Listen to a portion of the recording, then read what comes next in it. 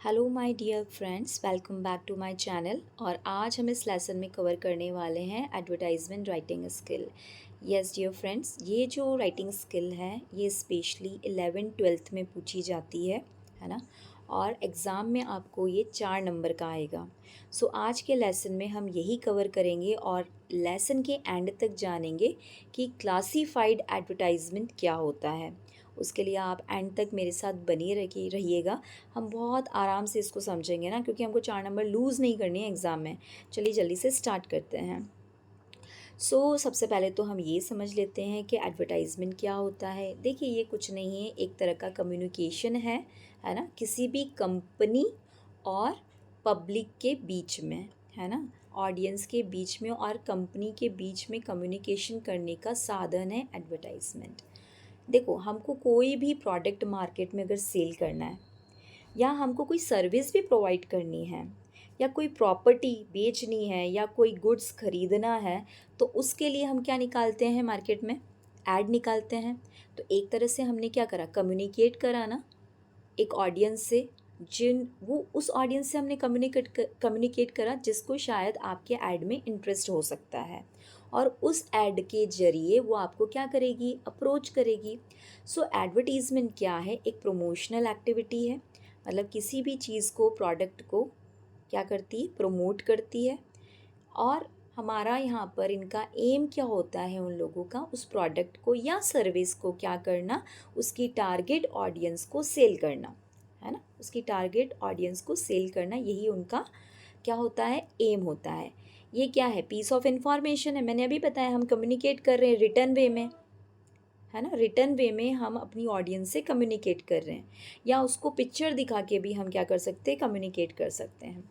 अब ये जो आपकी इन्फॉर्मेशन है, आप ये कहाँ कहाँ प्रिंट कर सकते हैं? देखिए, आप अपने न्यूज़पेपर में प्रिंट कर सकते हैं, आप ये ऐड टेलीविज़न पर भी दे सकते हैं, पिक्चर लगा सकते हैं वॉल पे, किसी मैगज़ीन में दे सकते हैं। ये क्या करती है, ट्राई करती है लोगों को कोई भी चीज़ को बाय करने के लिए, और इंटरेस्ट क्रिएट करती है नई चीज़ में, न्यू जॉब में।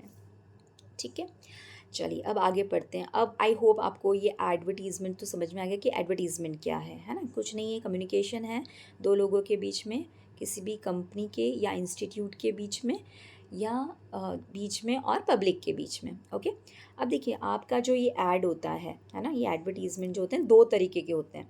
जब भी आप कभी पेपर उठाएंगे ना, आपको ये दोनों तरीके के ऐड पेपर में या मैगज़ीन में देखने को मिलेंगे। अब जब मैं आगे आपको बताऊंगी तो आप बोलोगे यस मैम, ये तो मुझे पता है, ये तो मैंने देखा भी है ना बहुत। लेकिन हम ध्यान दूर ना देते हैं, क्योंकि वो हमारे मतलब का नहीं होता। लेकिन अब तो ये एग्ज़ाम में आएगा तो आप बिल्कुल ध्यान देखेंगे, जब भी न्यूज़पेपर उठाएंगे आप ज़रूर ध्यान देंगे। देखना, देखिए, दो तरह के ऐड होते हैं, एक होता है कमर्शियल और एक होता है क्लासीफाइड। अब जो आपके कमर्शियल ऐड जो होते हैं, पहले इसको समझ लेते हैं। वैसे ये एग्ज़ाम में नहीं आएगा, एग्ज़ाम में आएगा क्लासीफाइड। ये क्या होता है, देखो, ये बहुत ही कमर्शियल पर्पस के लिए, मतलब हम व्यापार करने के लिए उसके लिए यूज़ करते हैं, उसके लिए डिज़ाइन किए जाते हैं। इनका पर्पस ही ये होता है कि कोई भी चीज़ को मार्केट में बेचना, है ना। ये ज़्यादातर अट्रैक्टिव होते हैं, है ना, पिक्चर कैरी करते हैं। फिर इनका स्लोगन भी बहुत कैची होता है कि हम स्लोगन पर पढ़कर ही क्या हो जाए, अट्रैक्ट हो जाए। ठीक है, फिर कलरफुल होगा, इसमें फ़ॉन्ट साइज़, मतलब जो लिखने की स्टाइल होगी बहुत अलग होगी। शेप और साइज़ यूज़ किए जाते हैं। ज़्यादा स्पेस भी कवर करी जाती है, किसके अंदर, कमर्शियल के अंदर। ठीक है, क्लासिफाइड जो होते हैं बहुत ही छोटी सी स्पेस कवर करते हैं, कोई भी मैगज़ीन में या न्यूज़पेपर में। अब जो क्लासिफाइड एडवर्टीज़मेंट हैं वो छोटे छोटे कॉलम के अंदर होंगे, ज़्यादा इकोनॉमिकल होंगे, मतलब ज़्यादा खर्चीले नहीं होंगे। बहुत ही कम पैसों में आप ये क्लासिफाइड ऐड मार्केट में दे सकते हैं, न्यूज़पेपर में या मैगज़ीन में। स्पेस भी कम रहती है। बहुत ही स्पेसिफिक इन्फॉर्मेशन हम इसके अंदर लिखते हैं, स्पेसिफिक, बहुत ही क्लियर एंड क्रिस्प इन्फॉर्मेशन दी जाती है। ज़्यादातर ये वर्ड्स में और फ्रेज़ में लिखे जाते हैं, सेंटेंसेस का हम यूज़ कम करेंगे इसके अंदर, है ना। सिंपल होते हैं और इजी लैंग्वेज का यूज़ करेंगे। ठीक है, थोड़ा सा और समझ लेते हैं इसको। देखिए, मैंने आपके लिए यहाँ पर 2 कॉलम बना दिए हैं, आपको डिफरेंस बहुत अच्छे से समझ में आ जाएगा। आप चाहें तो इसका स्क्रीनशॉट ले लीजिएगा, आप चाहें तो अपनी कॉपी में लिख भी सकते हैं।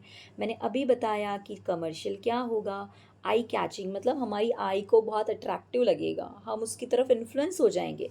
ज़्यादा से ज़्यादा कवर करेगा स्पेस, बड़े से बड़े पेज पे आ जाएगा। मतलब न्यूज़पेपर में आपने कभी देखा होगा ना, जैसे कार का, बाइक का या कोई मोबाइल का ऐड होता है तो पूरे पूरे पेज को कवर कर लेते हैं वो लोग, और ये महंगे भी होते हैं। न्यूज़पेपर में पूरे पेज का ऐड देना इतना सस्ता नहीं होता है, लैक्स में उसकी वैल्यू होती है, इसलिए ये कहते हैं हम कि एक्सपेंसिव होता है। नो स्पेसिफिक वर्ड लिमिट्स इनकी कोई है नहीं, बड़े बड़े फॉन्ट्स भी ये यूज़ कर सकते हैं, लिमिटेड वर्ड्स भी यूज़ कर सकते हैं। हाँ, ये ज़्यादा अट्रैक्टिव होते हैं क्योंकि ये कलरफुल होते हैं, है ना, इनको देख के मन करेगा कि अरे यार ये मेरे पास भी हो, है ना, ऐसा होगा। लेकिन क्लासीफाइड जो होंगे हमारे, जो क्लासीफाइड होंगे वो बहुत ज़्यादा सिंपल होंगे, इतने ज़्यादा अट्रैक्टिव नहीं होंगे, ठीक है, क्योंकि हमको मतलब ये ट्रेडिंग करने के लिए या व्यापार करने के लिए नहीं होता, ठीक है। तो ये बहुत सिंपल होते हैं। फिर स्पेस भी ये कम यूज़ करते हैं पेपर के अंदर, इकोनॉमिकल मतलब सस्ते होते हैं। मैक्सिमम लिमिट इनकी 50 होती है, 50 से कम भी हो सकती है। और क्या होंगे, लेस अट्रैक्टिव, ज़्यादा अट्रैक्टिव नहीं होंगे, ठीक है। चलिए आगे बढ़ते हैं। अब मैं आपको यहाँ पर एग्जांपल्स दे रही हूँ, है ना, कि कमर्शियल ऐड कैसा होगा आपका। देखो ये कमर्शियल ऐड है एक कार का, यहाँ पर ये बोल रहा है कि बेस्ट कार है भैया रेंट के लिए, तो भैया 50% ऑफ है। तो भैया इस कार को देख के ही हम कितने ज़्यादा अट्रैक्ट हो गए हैं कि भैया कितनी प्यारी सी कार है ये। सो यहाँ पर इन्होंने बड़े बड़े फॉन्ट का यूज़ किया है। फिर उन्होंने यहाँ पर लोगों को अट्रैक्ट करने के लिए 50% ऑफ दे दिया। कार का पिक्चर भी आपको दे दिया, एकदम येलो कलर की कार, एकदम मस्त लग रही है ये। फिर उसके बाद में इन्होंने थोड़ी सी डिटेल्स देख दी, क्या भाई कॉल आप कहाँ करेंगे, तो उन्होंने कॉल नंबर दे दिया यहाँ पर कि आप इस पर कॉल कर सकते हैं, उनकी वेबसाइट दे दी और एड्रेस भी दे दिया, ठीक है ना।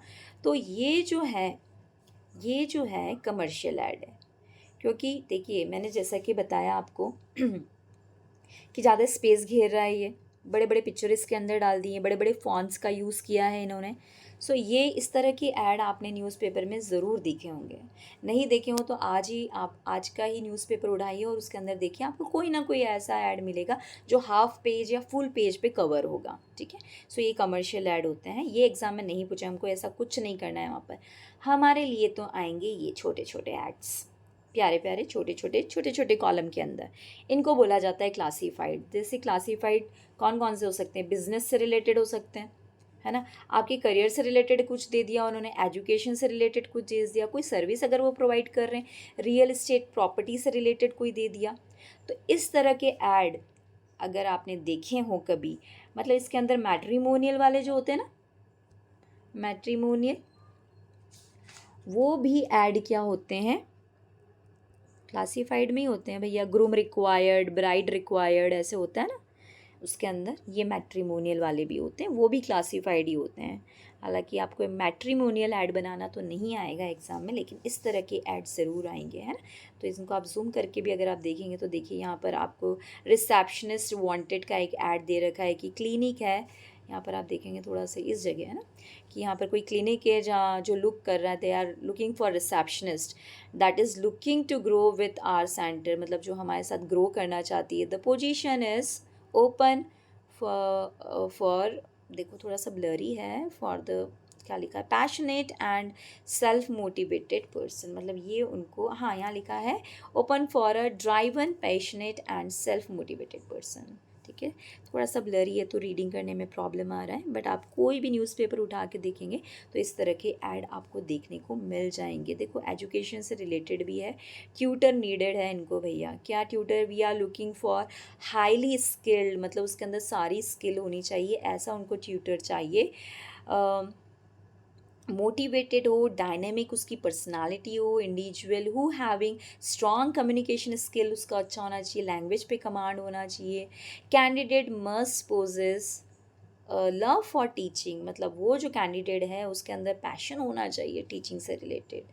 फिर उसका बीए मस्ट होना चाहिए, ये सारी डिटेल्स। तो देखो उसने क्या दे दिया कि भैया एजुकेशन का है, लेकिन उसके अंदर स्पेसिफिक इन्फॉर्मेशन भी दे दी कि भैया ये रिक्वायरमेंट रहेगी, ठीक है। अब देखिए मैं थोड़ा सा आपको और बता देती हूँ कि क्लासीफाइड का जो आपका ऐड रहेगा, क्लासीफाइड का जो ऐड रहेगा वो कौन कौन से हो सकते हैं। क्लासीफाइड में आपको वैकेंसी से रिलेटेड पूछा जा सकता है एग्ज़ाम में, है ना, कि वैकेंसी मतलब टीचिंग, इंग्लिश टीचर की रिक्वायरमेंट है, टीचिंग से रिलेटेड हो सकता है ना।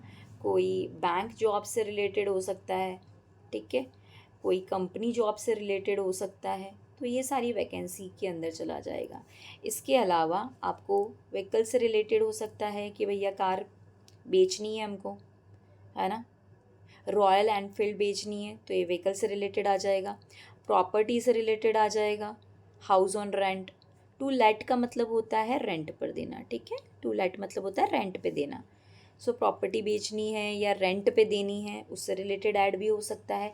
लॉस्ट एंड फाउंड, ये भी बहुत इंटरेस्टिंग है। लॉस्ट मतलब कोई चीज़ आपकी खो गई और आप उसका ऐड निकाल रहे हैं, है ना, तो उसका हेडिंग ही हो जाएगा लॉस्ट माई वॉलेट या लॉस्ट माई बैग, इस तरह से हेडिंग हो जाएगी।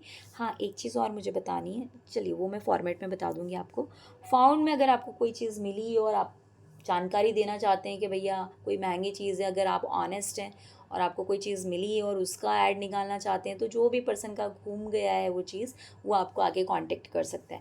एजुकेशनल से रिलेटेड हो सकते हैं, जिसके अंदर आप टीचर की रिक्वायरमेंट के बारे में बोल सकते हैं, है ना, या करियर से रिलेटेड भी हो सकता है। ये सारे तरह के ऐड आपको एग्ज़ाम में आ सकते हैं और ये सभी क्या कहलाएंगे, क्लासिफाइड ऐड कहलाएंगे। अब फॉर्मेट देख लीजिए जल्दी से। फॉर्मेट जैसे हमने लास्ट टाइम, आपको याद है ना कि हमने जब इनफॉर्मल और फॉर्मल लेटर जब करे थे तब भी मैंने आपको फॉर्मेट बताया था, तो यहाँ पर भी फॉर्मेट होगा, एक स्पेसिफिक फॉर्मेट आपको फॉलो करना पड़ेगा। आपका जो ऐड होगा वो ध्यान रखिएगा, आप उसको हमेशा बॉक्स में बनाइएगा, ठीक है, एक बॉक्स में रहेगा। ये बॉक्स को आप तभी क्लोज करिए जब आपका पूरा ऐड बन गया है। यहाँ पर इस तरह से आपकी यहाँ पर हेडिंग हो जाएगी, है ना। सबसे पहले आपका क्या आएगा, टाइटल और हेडिंग, जो कि ब्लॉक लेटर में होगा। ब्लॉक लेटर का मतलब होता है कैपिटल, कैपिटल मतलब ABCD, है ना, इस तरह से लिखा जाएगा। इसका मार्क्स होता है 1, एग्ज़ाम में ये 1 मार्क में आता है। मैं आपको मार्क भी बता देती हूँ कैसे 4 नंबर आपके डिस्ट्रीब्यूट हैं। तो 1 मार्क का तो ये हो गया, 2 मार्क का आपका कंटेंट हो गया, और 2 मार्क की आपकी ग्रामर और लैंग्वेज, सॉरी 1 मार्क की, है ना, तो 4 मार्क्स हो जाएंगे टोटल। तो 2 मार्क का कंटेंट और 1 मार्क का आपका ग्रामर और लैंग्वेज, तो टोटल हो गए 4। 1 मार्क का आपका क्या हो जाएगा, ग्रामर। ग्रामर देखते हैं, वो यहाँ पर ग्रामर और लैंग्वेज, लैंग्वेज भी देखते हैं, और 2 मार्क का आपका रहेगा कंटेंट, ठीक है। और देखिए फिर, हाँ ये देख लेते हैं, फॉर्मेट समझ लेते हैं जल्दी से। ब्लॉक लेटर में होना चाहिए, है ना, कैपिटल में लिखिएगा आप, इस तरह से बनाना है अपन को पूरा ब्लॉक। इसी के अंदर रहेगा आपका पूरा हेडिंग, जिससे भी रिलेटेड आपका ऐड बन रहा है। फिर कंटेंट जो होगा आपका 50 वर्ड से ज़्यादा नहीं होना चाहिए।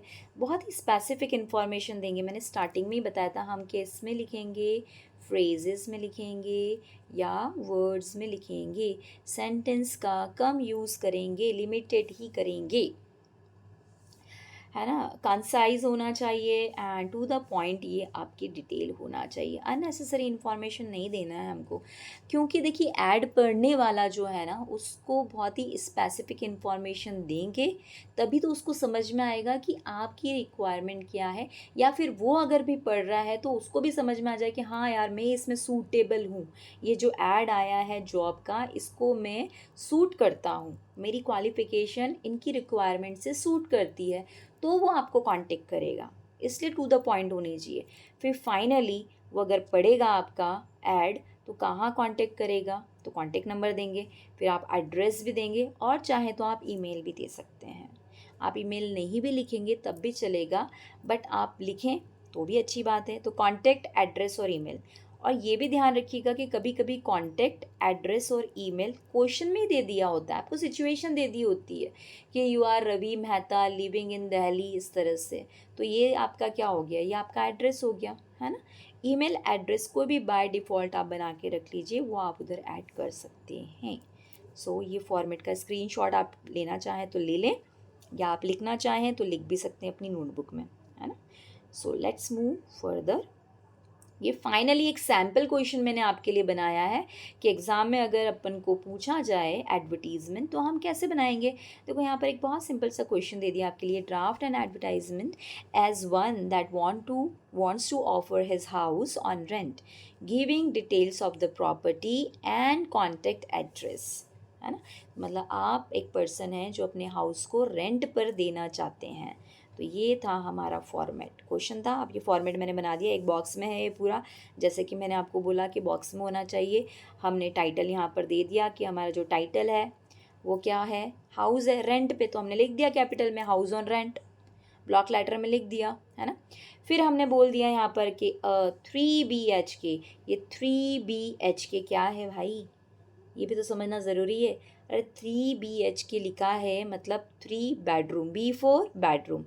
अब बी के आगे 3 लिखा है मतलब 3 बेडरूम है यहाँ पर इस हाउस में। H मतलब होता है हॉल, K4 होता है किचन।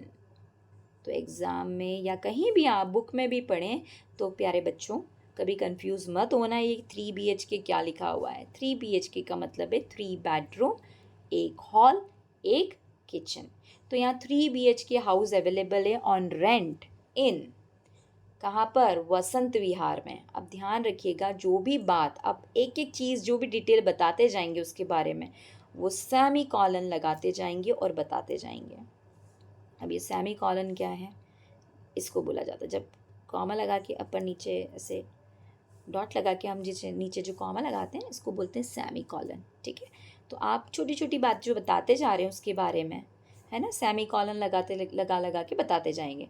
तो भैया पहले तो बता दो भैया कि लोकेलिटी बता दो, लोकेलिटी मतलब एरिया बता दो कि कहाँ पर है। भैया ये वसंत विहार में है, और वसंत विहार का है सिटी सेंटर। लोग ज़्यादातर ऐसे हाउस लेना रेंट पे पसंद करते हैं जो सिटी सेंटर हो, जहाँ से हर चीज़ अप्रोच में हो। उनका जॉब जहाँ जाते हैं वो जॉब पर जाने वाली प्लेस या मार्केट या रेलवे स्टेशन या बस स्टेशन, है ना, अप्रोच में हो, उसको बोला जाता है सिटी सेंटर। फिर फुल्ली फर्निश्ड, जैसे ये वर्ड लिखा आपने फुल्ली फर्निश्ड का मतलब क्या होगा कि उसके अंदर मॉड्यूलर किचन है, बेड बने हुए हैं, लेके नहीं जाना, अलमीरा वहाँ पर अवेलेबल है, सोफ़ा वहाँ पर अवेलेबल है। तो जब पूरा फर्नीचर किसी घर में बना हुआ होता है तो वैसे हाउस को बोला जाता है फुल्ली फर्निश्ड। जैसे ही आपने ये वर्ड लिखा ना, फिर अलग से लिखने की ज़रूरत नहीं है, मॉड्यूलर किचन, बेड अवेलेबल, ये सब कुछ नहीं लिखने की ज़रूरत है। ये वर्ड ही अपने आप में कंप्लीट है।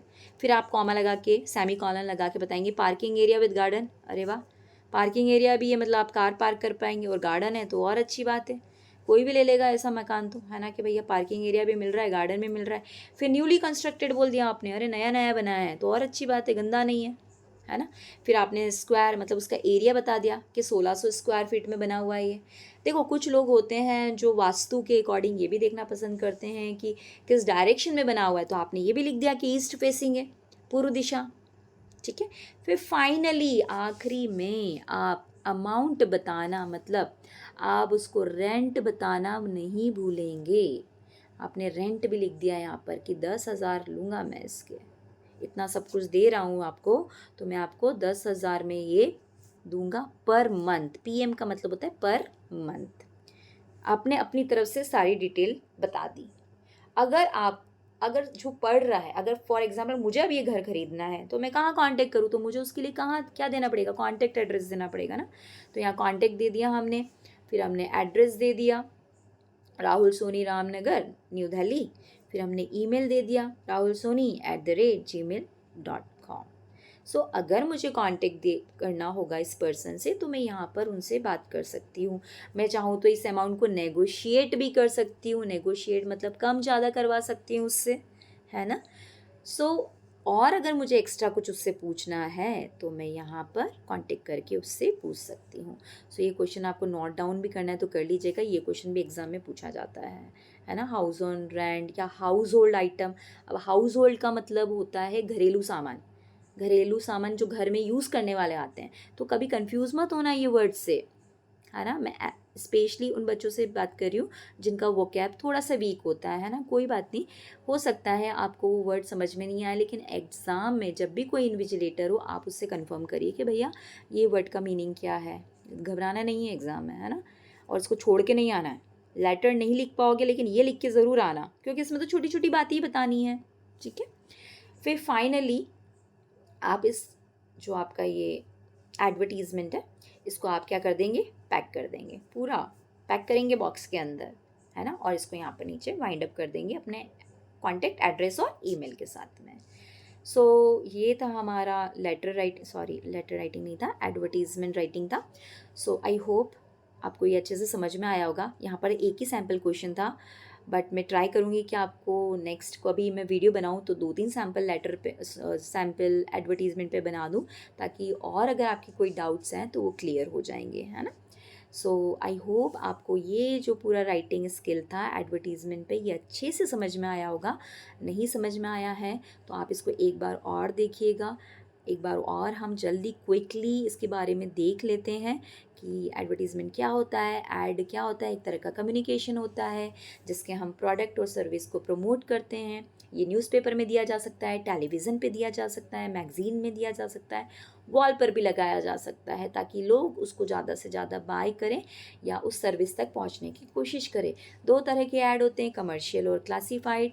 कमर्शियल आई कैचिंग होते हैं, अट्रैक्टिव होते हैं, ज़्यादा स्पेस कवर करते हैं, ज़्यादा एक्सपेंसिव भी होते हैं, उनकी कोई वर्ड लिमिट नहीं होती। लेकिन क्लासिफाइड जो हैं वो सिंपल है, कम स्पेस कवर करते हैं, इकोनॉमिकल है, 50 शब्दों में लिखे जा सकते हैं। ये था आपका कमर्शियल ऐड, ये था आपका क्लासिफाइड। आज ही न्यूज़पेपर उठाओ और ढूंढो, उसके अंदर ये दोनों मिलेंगे। फिर क्लासिफाइड वैकेंसी हो सकती है, व्हीकल से रिलेटेड हो सकती है, प्रॉपर्टी से रिलेटेड हो सकता है, लॉस्ट और फाउंड और एजुकेशनल से रिलेटेड भी हो सकता है। ये फॉर्मेट है उसका, है ना। इसको कर लेना, स्क्रीनशॉट ले लेना, रख लेना अपने पास। और ये है आपका सैम्पल, ठीक है।